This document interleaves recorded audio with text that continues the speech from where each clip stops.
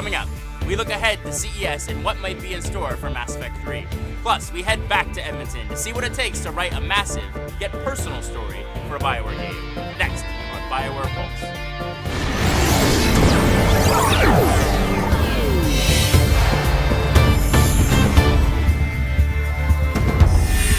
You're locked in to BioWare Pulse. I'm David Silverman.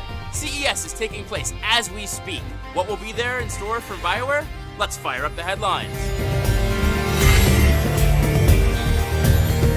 CES just began 2 days ago in Las Vegas, and it looks to be a big week for Mass Effect 3. Will we debut a new trailer?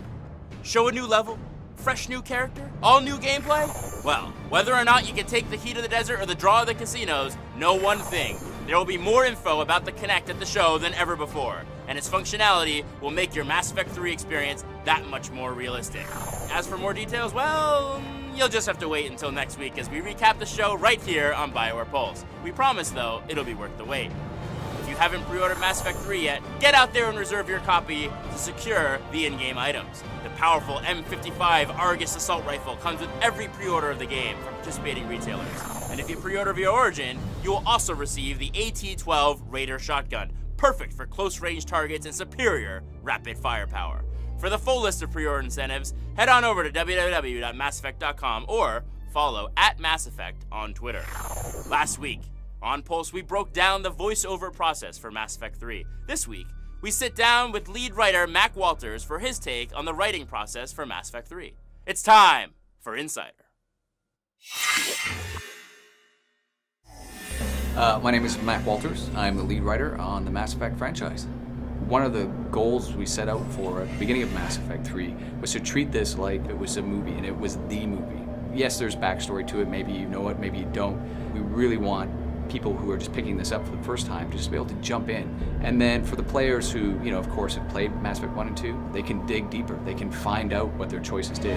The team will have to be strong, their resolve unquestionable.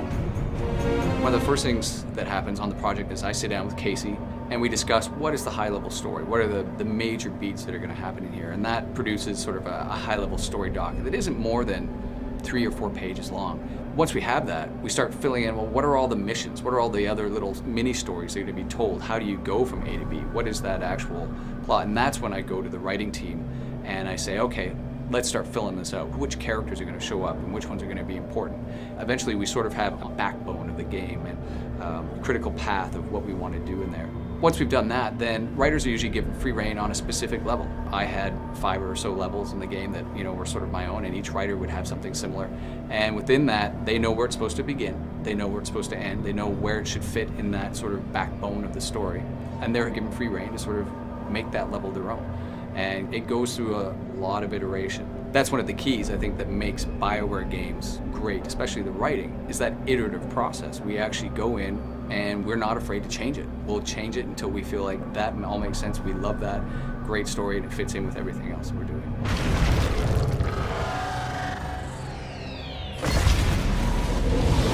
Mass Effect 1, I think we peaked out at about 4 writers. We had 1 editor working for us.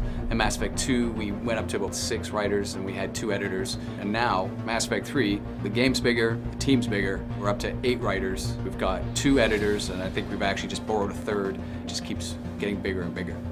In Mass Effect 3, one of the big things we wanted to be able to do is to really deepen Shepard as a character. So you really get to express what your Shepard is feeling and going through throughout the war. We set out to create an amazing, epic experience, a story like no other, and that sort of next level of storytelling we want to do with Mass Effect 3. Yeah, it's a war. Yeah, it's giant, cool robots that we get to shoot in the face. But there is a human side to the story, and you're role-playing as a human, and why shouldn't that human have an emotional component to what they're doing? There's going to be a problem. Please, remember who you're talking to. Overall, it's looking like it's going to end up being bigger than any of the games in the Mass Effect series. But also, I think the emotion, the depth of writing that we have in there has also gone up another level. When a video game can make you feel something, as long as it's also fun and still entertainment, then, well, I think we've done our jobs. Thanks, Mac. Hard to believe in less than 2 months we finally get to take Earth back. As always, stay tuned to BioWare TV for more exclusive insider features and breaking news. For BioWare Pulse, I'm David Silverman reminding you to keep your fingers on the pulse.